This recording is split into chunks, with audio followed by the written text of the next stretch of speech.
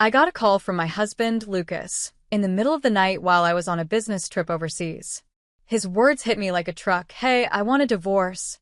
I froze. What? I managed to say. Deep down, I had always feared this day might come, but I never thought he'd bring it up while I was so far away. "What do you mean? Can you explain this properly?" I asked, my voice shaking. Lucas let out a bitter laugh. "You probably haven't noticed, but I have a mistress. She's younger and prettier than you. We even have a child together. So, I want you to divorce me so I can be with them." I was silent. He went on, as if trying to drive his point home. "I've already sold the house and car." He paused, clearly waiting for me to react. I took a deep breath and gave him a short, calm reply. "Okay." There was a stunned silence on the other end of the line. "Huh," Lucas muttered, clearly confused. Maybe he thought I'd start crying or begging him to stay. But I didn't. I had been preparing myself for this possibility for a long time. His words didn't shake me like he probably expected. A few days later, when I got back home, Lucas was at the airport waiting for me, looking frantic. But let me tell you a bit about myself before we get to that. My name is Jenna. I'm 35 years old and a housewife. I grew up in a regular, middle-class family. Ever since I was a kid, I loved learning Italian and started taking classes in elementary school. By middle school, I had a talent for English too, and during high school, I even got to stay with a host family in Italy. That's when I started dreaming of working for an international company. To make that dream come true, I got into the business program at a top university. During my time there, I studied abroad in Italy and worked hard toward my goals. Job hunting wasn't easy, but I was thrilled when I landed a position at my second-choice international company. My family was so proud, and my sister even said, "Jenna, you're amazing. We're so proud of you. Take care and do your best." Their support meant everything to me. Starting my new job was tough. The work was more demanding than I expected, and even though the company treated its employees well, the standards were incredibly high. In my early 20s, with little experience, I often had to work long hours. But my coworkers and supervisors were supportive, and most importantly, I found joy in doing the job I had always dreamed of. After working hard for several years, my efforts were finally noticed. I started getting more important tasks, and my friends often said things like, "You're on your way to becoming a successful businesswoman," or "You're so cool, such a strong woman." But despite how people saw me, I had a soft spot for cute things. I loved collecting items of my favorite characters, and even slept with stuffed animals. I wanted a pet, but my busy job made it impossible, so on my days off, I'd go to cat cafes to relax. At work, I kept a professional and sharp image, never showing the softer side of me. Maybe it was because I was so busy that I craved comfort in those little things. As I got older, many of my friends started getting married and having kids. At weddings, people would tell me, "You should get married soon too." I'd laugh it off and say, "I'm too busy with work." The truth was, I didn't feel romantic toward anyone at work or among my business contacts, and I didn't have time to meet new people. I wondered if I was meant to stay single forever. Back then, I thought that was okay. I liked focusing on my career, and it didn't seem like a bad way to live. Then one day, I went to yet another friend's wedding. I applauded the couple as usual, but this time, I felt a bit uneasy. I was already past 30. If I wanted to get married, I needed to start looking for someone soon. The reception moved to a bar later that evening, and I found myself sitting alone at the counter with a drink. I watched the other guests laughing and the bride and groom smiling shyly. Suddenly, a voice broke through my thoughts. "Are you alone? Can I sit here?" The voice was smooth and pleasant, and it caught me off guard. "Oh, sure," I said, turning to look at the man. He was about my height, tall for a woman, and seemed younger than me. His face was average in a good way, not quite what I expected from his lovely voice. "Are you here for the wedding?" he asked. "Yes, I'm a friend of the bride," I replied. "I'm a high school friend of the groom. Want to have a drink together?" I nodded, and we started talking over drinks. "Wow, you work at that international company?" "I've heard about it." "That's amazing." To someone like me, just a salaryman at a small company, you feel like you're from a different world. the man said. He introduced himself as Lucas, and I found him easy to talk to. Before we parted, we exchanged contact information and started meeting up after that. Lucas was 3 years younger than me and worked in sales at a small company. He had a gentle and calm personality, was a great listener, and knew how to give genuine compliments. I enjoyed spending time with him. After a few dates, Lucas confessed his feelings for me, and I happily said yes. Even though his yearly income was less than a third of mine, it didn't bother me at all back then. The more time we spent together, the more I found Lucas adorable. I didn't see him as super cool or dependable, and maybe that was why I never felt disappointed in him. Instead, I liked his cute and earnest nature. When he said things like, "I'd love to try your cooking," I couldn't resist and happily cooked for him. After dating for about a year and a half, Lucas surprised me with a ring. "I love how you're always so cool, but you have this cute side too. If you're okay with it, will you marry me?" he asked. I was caught off guard but thrilled. I accepted the ring with a smile. "Thank you, Lucas. Let's take care of each other as husband and wife." Lucas was over the moon, practically jumping for joy, and his happiness made me laugh. Afterward, we met each other's families to share the news. Lucas's parents were kind and simple people who happily blessed our marriage. My family was supportive as well, with my parents telling him, "Please take good care of our daughter." My sister, who is already married, quietly teased me, saying, "He seems like just the type you'd choose, knowing your soft spot for cute things. But don't spoil him too much, okay?" I laughed and replied, I know. And just like that, life with Lucas began. Since we were starting fresh, I decided to buy a condo. It was a big decision, but I thought it would be a good investment for the future. I chose a slightly bigger place, thinking ahead in case we had kids. I believed our happy married life was about to begin. But reality hit me hard. Lucas didn't know how to do any housework. He had lived with his parents until our marriage and had always relied on his mom for everything. I tried to be patient and said, "Lucas, now that we're married, we should share the housework. If you don't know how, I can teach you." But Lucas frowned and said, "What? Now that we're married, isn't it your job to handle the housework?" I looked at him and replied firmly, "No, Lucas. Housework is something we share." "No. I have a busy job. It'll be a problem if you can't even handle housework," I said firmly. "Come on, get up. I'll teach you how to use the washing machine." I spent time teaching Lucas the basics of housework, even though he wasn't interested. At first, Lucas started doing some cleaning and laundry, but his efforts were always half-hearted. I had to redo most of what he did. As for cooking, it was a disaster, so I handled it by preparing meals ahead of time. I didn't want to discourage him, so I made an effort to praise him, even for the little he did. I thought encouragement might help. But instead of improving, Lucas began doing less and less. He knew I'd pick up the slack, so he started taking advantage of my patience. Finally, I couldn't hold it in anymore. "Lucas, you need to stop relying on me so much. Learn to do housework properly. I'm busy with work and have business trips. You need to take care of things too."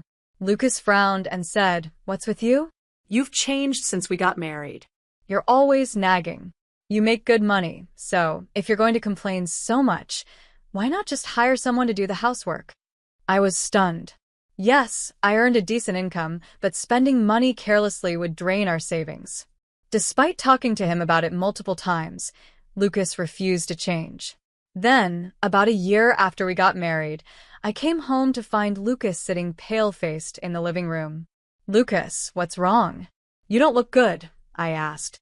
He sighed and admitted, "My company is going bankrupt because of the recession.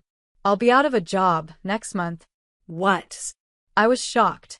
Although Lucas had been working overtime more often lately, I had no idea his company was in such bad shape. "So, what are you going to do?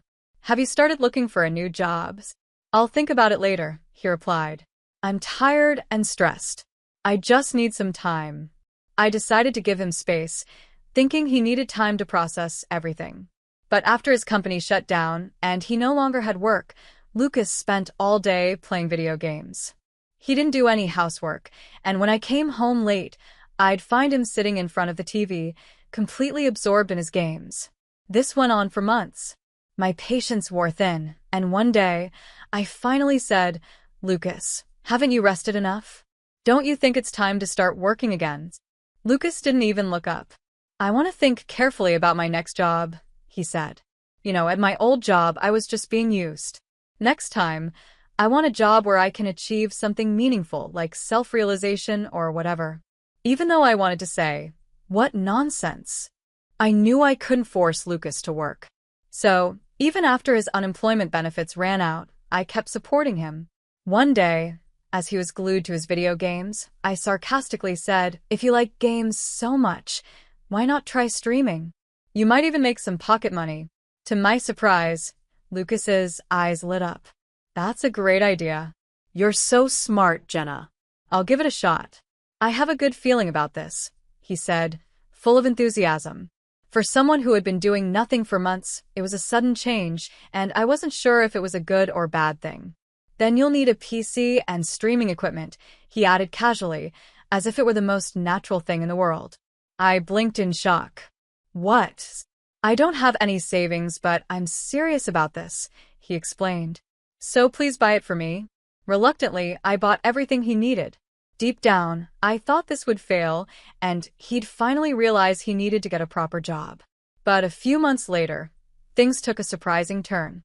Lucas became popular as a game streamer under the name Jay. To my shock, he even started ranking on charts. Fans online left positive comments like, "His voice is so nice," and "It's funny how bad he is at games." He managed to attract both men and women to his streams. He partially hid his face on camera and, of course, never mentioned that he was married. "See? I told you I could succeed when I tried. The world finally recognizes my talent," Lucas declared, full of himself. Despite his success, he didn't show a shred of gratitude for all the support I had given him or for buying the equipment that started it all. Still, I approached him calmly. "Lucas, I'm happy you're doing well. But don't you think you should contribute some of your earnings to our household expenses? It's been a while since your unemployment benefits ended, and I've been covering everything." Lucas looked at me as if I had said something absurd. "Why should I? You make enough to handle the living expenses. Let's just keep our finances separate." I was stunned. True to his words, Lucas kept all his streaming income to himself. By now, the kind and considerate man I had dated was long gone. He had become completely selfish and dependent on me. Around that time, I bought a car on loan, a luxury car I had always dreamed of owning. I only drove it on weekends, but I cherished it like a treasure. One day, Lucas casually said, "Hey, let me drive your car." I raised an eyebrow. "You work from home. You don't need a car for streaming. Why would you need to drive it?" "We're married, so it's fine." "Come on, let me," he insisted. Eventually, I gave in and handed him the keys, though it didn't sit right with me. After that, Lucas started going out whenever he wanted during weekdays while I was at work. His popularity as a streamer kept growing, and he gained a huge following. He also began living a flashy lifestyle, dressing in expensive designer clothes. I felt sad seeing how much he had changed. But since we were still married, I continued our life together, hoping things might get better. As we entered the 5th year of our marriage, my career was thriving. I was given more responsibilities at work and often had to travel overseas for business trips. Sometimes I'd be away for a few days, other times for up to 4 weeks. Each time I came home, the house was a complete mess, like a garbage dump. Lucas spent all his time locked in his room, streaming. He still depended on me for everything and never helped out around the house.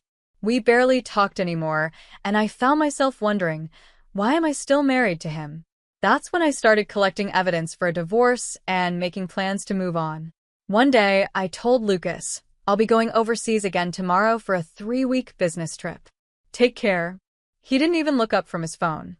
I sighed, left for my trip, and threw myself into my work. On the 11th night of my trip, I got a call from Lucas. "Hello, Lucas? Do you know what time it is here?" "It's midnight," I said, half asleep. Then he dropped a bomb. "Hey, Jenna, I want a divorce." I froze. "What?" I managed to say.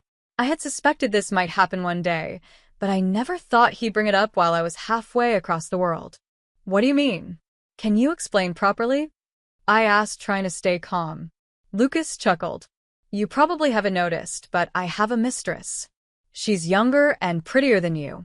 We even have a child together. I didn't say anything, so he kept going. I want you to divorce me so I can live with my mistress and our child. Oh, and I've already sold the house and car.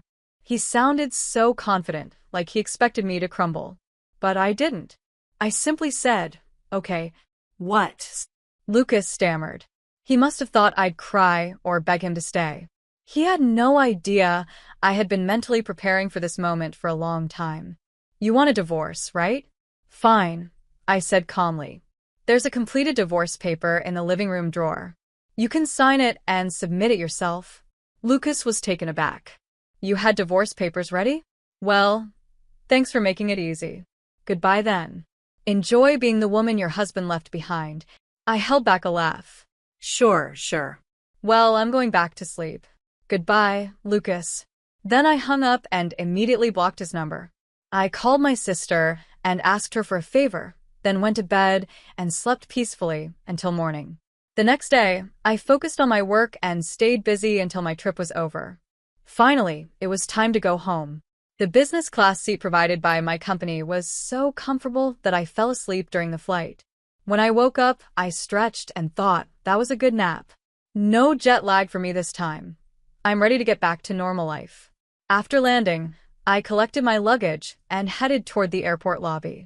As I reached the exit, I suddenly heard someone shouting, "Hey, Jenna."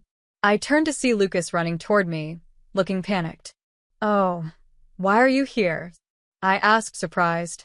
I don't remember asking for a ride. Lucas didn't answer directly. Instead, he started ranting, his words spilling out in a rush. What have you done? The car. The house.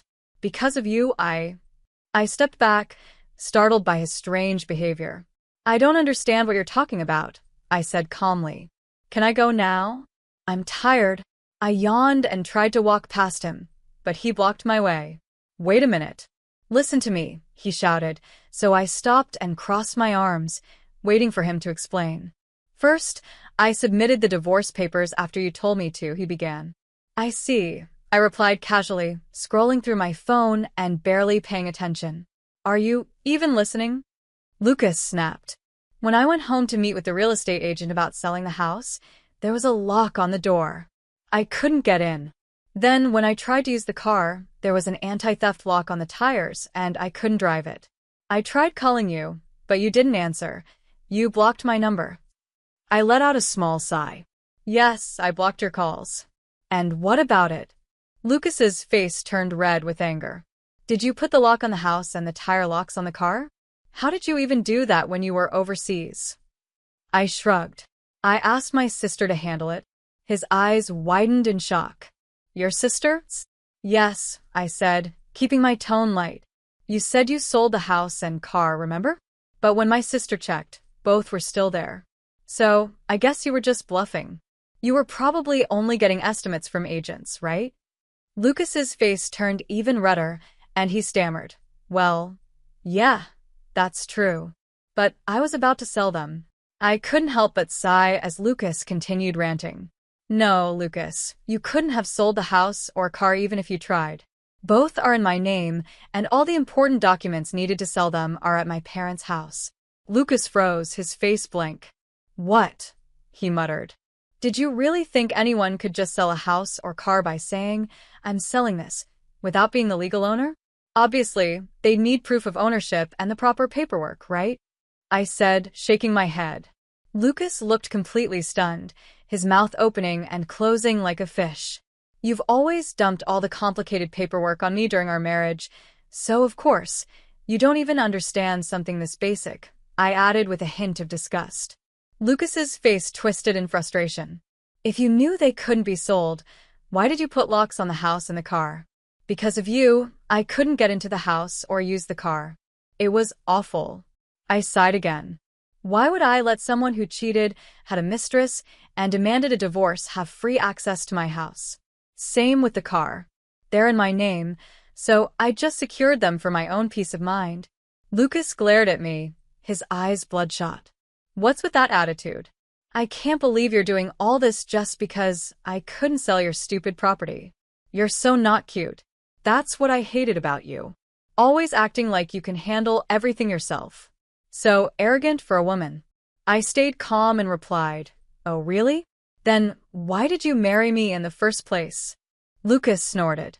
"Obviously for your money. The fact that you worked at an international company and made good money, that was the only reason you were worth marrying." His words dripped with malice, but they didn't affect me. I just looked at him thoughtfully. Come to think of it, there wasn't much benefit in me marrying you either. Lucas's face turned red with anger. Don't act all high and mighty. I'm the one leaving you. My mistress is way better than you, hundreds of times cuter, and she even gave me a child. Doesn't that make you feel inferior? She's a better woman than you'll ever be. I couldn't help but smile faintly. Better than me, huh? What's so funny? Lucas snapped. Still smiling, I reached into my bag and pulled out a photo. Is this your mistress? I asked, showing him a picture of a young, attractive woman in her early 20s. Lucas's eyes darted nervously as he recognized her. You knew about Miriam? He stammered. I gave him a sweet smile. Of course. You're not the only one who wanted a divorce. I've been gathering evidence for a while now. You're so careless, Lucas. Didn't you realize the dashcam records the interior too? I said, watching his face go pale. But I didn't stop there. Once I saw when you were meeting her from the dashcam footage, it was easy. I hired a private investigator to gather more evidence. It didn't take long to identify your mistress. Lucas's face froze, and I added, I was a little surprised to find out she was already pregnant, though. He stood there, stunned, before finally blurting out, Don't do anything to her. She's been through a lot after giving birth, and she's young. She doesn't have money, and she didn't even know I was married. I raised an eyebrow, pretending to look concerned. Wow, you're really defending her. You must love Miriam a lot. Of course, I do, he said firmly. She's pure, sweet, and my soulmate. I'll protect her and our child no matter what. As Lucas puffed up with self-righteousness, I quietly took out my phone and played a video. It was dashcam footage from my car, showing Lucas driving with a heavily pregnant Miriam sitting in the passenger seat. Thanks for taking me on a drive today, Miriam said in a sugary voice. The food was delicious too. Lucas's face in the video lit up with pride. You're so good at saying thank you. What a good girl, he said smugly. I want to marry you soon. Miriam pouted, crossing her arms. Really? Then hurry up and divorce that old hag already. I want you to be my husband before the baby comes, okay? Lucas's voice in the video reassured her, just wait a little longer. I'll handle everything while she's on her overseas business trip. Then we'll be together, me, you, and the baby. We'll live comfortably with the money from selling the house and car. I paused the video and looked at Lucas. So, Miriam didn't know you were married, huh? She seems pretty aware to me. Lucas was pale and sweating. Before he could say anything, I dropped another bombshell. And about her being pure. You might want to take a closer look. What are you trying to say? He shouted. I took out a stack of photos and scattered them on the floor. Lucas's face grew paler with each picture he looked at. What is this? Who are these men? The photos showed Miriam with different men, holding hands, entering hotels, and even getting prenatal checkups with a man who wasn't Lucas. That's who Miriam really is, I said calmly. She targets popular streamers for relationships. Let me guess, you started out as a streamer, and she was just another fan, right? Lucas was frozen, unable to speak. He fell to his knees, clutching one of Miriam's photos, his face blank with shock. Looking at him pitifully, I said in a soft, almost sympathetic voice, You really are something else, Lucas. Planning to raise a child who might not even be yours, I said flatly, looking at Lucas. He muttered to himself like he was in a daze. No. Miriam told me I was the only one. This can't be true. I stared down at him without emotion. Can I leave now? We're basically strangers at this point.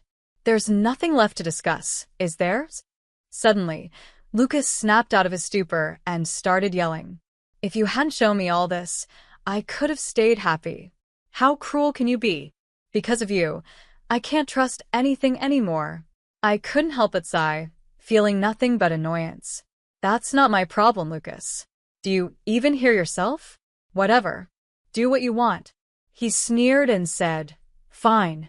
Even if I divorce you and leave Miriam, I'll still be fine. I've got over 3 million followers as a streamer, and I'm earning way more than you now. Too bad for you. You're losing a famous streamer as a husband. Serves you right. At that, I smiled sweetly and said, Why don't you check your phone?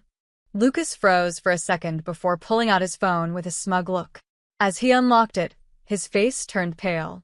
What's this? Over 1,000 notifications? What's going on? He frantically scrolled through his screen, his expression growing more horrified by the second. Finally, he looked up at me, trembling. Jenna, you didn't. With the biggest smile of the day, I said, Oh, I did. I exposed everything online. How you were married, had a mistress and a love child, and how horribly you treated me. Lucas let out a scream that echoed through the airport lobby, causing people around us to stare. He completely lost it. What have you done to me? My reputation, my followers, my whole career is ruined. Look at these messages. They're calling me the worst man ever, saying I betrayed everyone. I casually held up my phone, tilting my head playfully.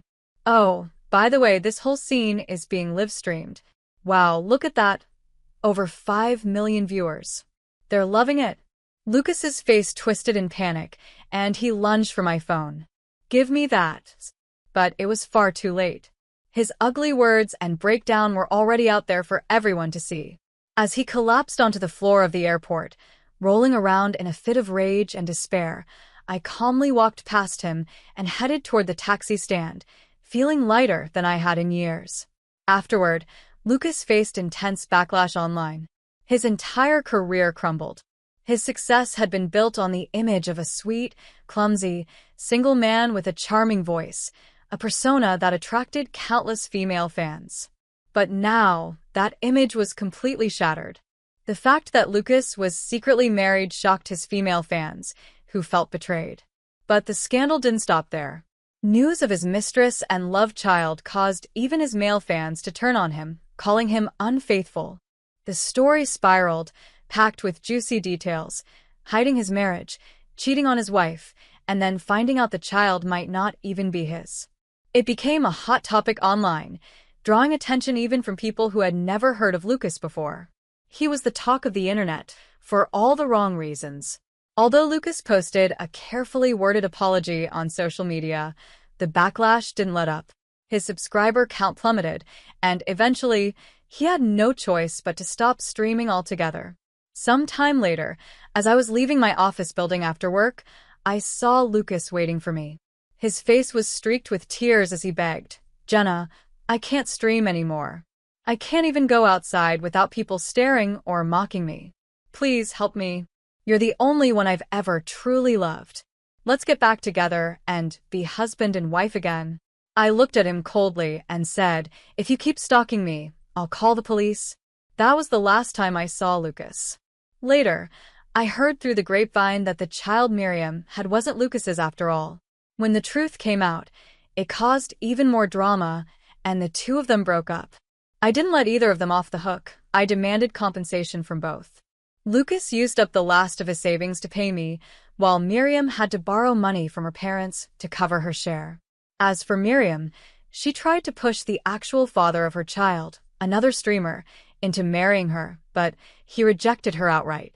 With no other options, she returned to live with her strict parents and is now raising the child there. I genuinely hope the child grows up healthy and happy, despite everything. Lucas's situation only got worse. After paying me, he was left completely broke. The companies he had worked with demanded damages for harming their image, leaving him with nothing. When he turned to his family for help, his decent and responsible parents cut ties with him, ashamed of his behavior. Now, from what I've heard, Lucas lives alone in a rundown apartment, a shadow of the person he once was. Even knowing all this, I feel no sympathy for him. As for me, I've returned to my single life and am fully focused on my work. I couldn't bear to keep living in the condo I shared with Lucas, so I put it up for sale. It's a fresh start, and I feel lighter than ever. As it turned out, property values had gone up over the past few years, so I made a good profit when I sold the condo. I also sold the car that Lucas and Miriam had been using to an acquaintance. With that money, I bought myself a new car. Once everything had settled down, my sister, who had been such a big help, said to me, "Good job, Jenna. Just think of him like a dog that bit you, forget about him and move on. But next time, don't pick a man just because he's cute, okay?" She was right. This whole experience taught me an important lesson. I think I'm done with marriage. I've realized that living for my work suits me much better. Now, I'm living in a new place, a single unit in a tower apartment I recently bought. The best part? This apartment allows pets. Now that my work life is settled down, I plan to finally get the cat I've always dreamed of having. From here on out, I want to focus on the things I have, take care of myself, and live a positive and fulfilling life.